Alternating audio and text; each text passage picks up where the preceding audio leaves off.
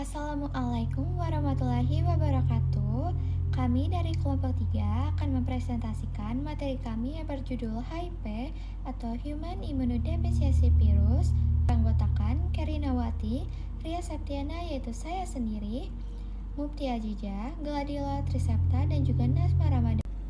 Human Immunodeficiency Virus atau HIV adalah virus yang menginfeksi sel-sel sistem kekebalan tubuh yang menghancurkan atau merusak fungsi sel-sel tersebut.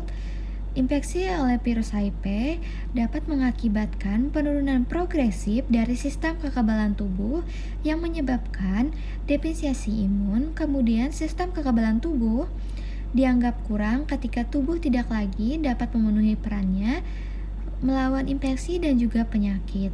Infeksi HIV dapat berlanjut menjadi acquired immunodeficiency syndrome atau yang biasa kita sebut AIDS, yang merupakan tahap akhir infeksi HIV di mana terjadinya gejala penurunan sistem imunitas tubuh. Mekanisme penularan HIV ditularkan melalui paparan cairan tubuh tertentu yang mengandung virus, yaitu darah, cairan semen, cairan vagina, dan air susu ibu.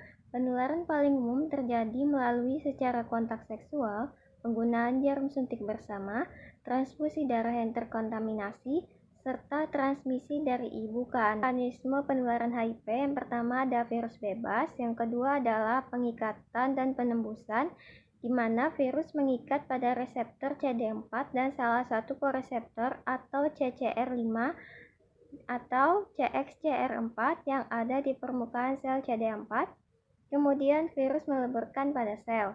Yang ketiga adalah penembusan, di mana virus mengosongkan isinya ke dalam sel CD4.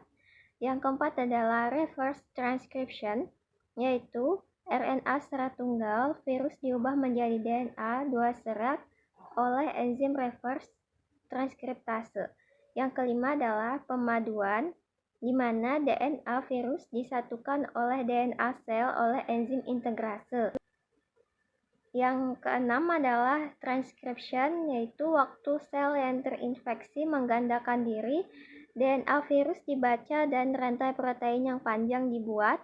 Yang tujuh adalah perakitan, rantai protein virus berkelompok. Kedelapan adalah tonjolan, di mana jutaan virus yang belum matang mendesak ke luar sel. Enzim protease mulai mengelola protein dalam virus yang baru terbentuk. Kesembilan adalah virus yang belum matang melepaskan diri dari sel yang terinfeksi. Dan kesepuluh adalah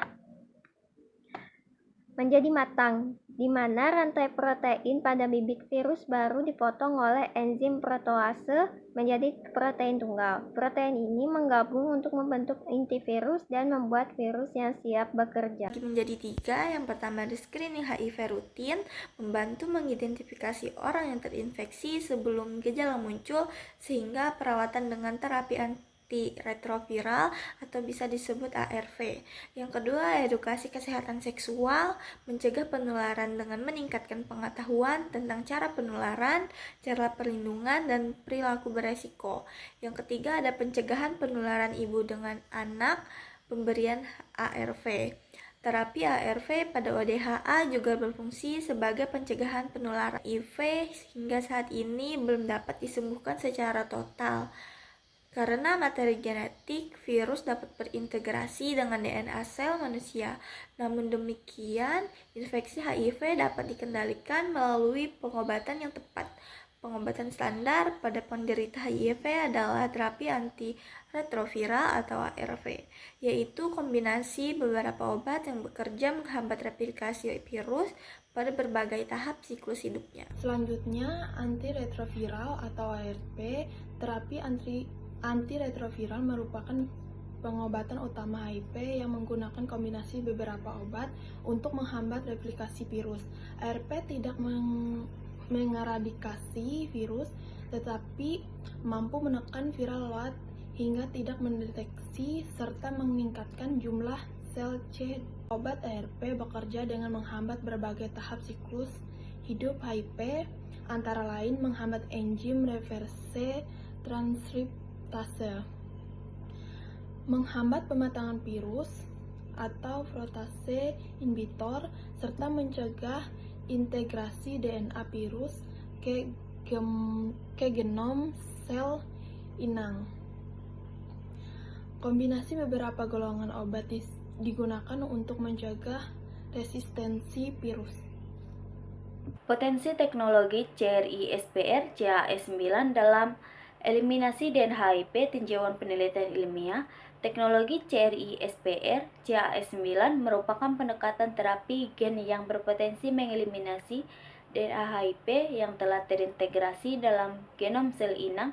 Sistem ini bekerja sebagai gunting molekuler yang memotong provirus HIV, berbeda dengan terapi antiretroviral ARV yang hanya menekan replikasi virus tanpa menghilangkan DNA HIV. Dengan menghapus provirus HIV, CRISPR CAS9 berpotensi mencapai penyembuhan sterilisasi, yaitu eliminasi virus secara menyeluruh dari tubuh.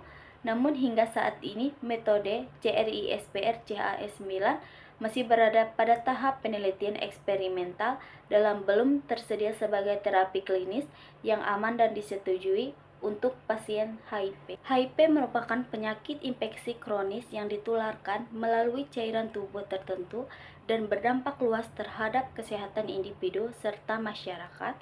Pencegahan melalui edukasi dan perilaku sehat sangat penting dalam menekan penularan HIV.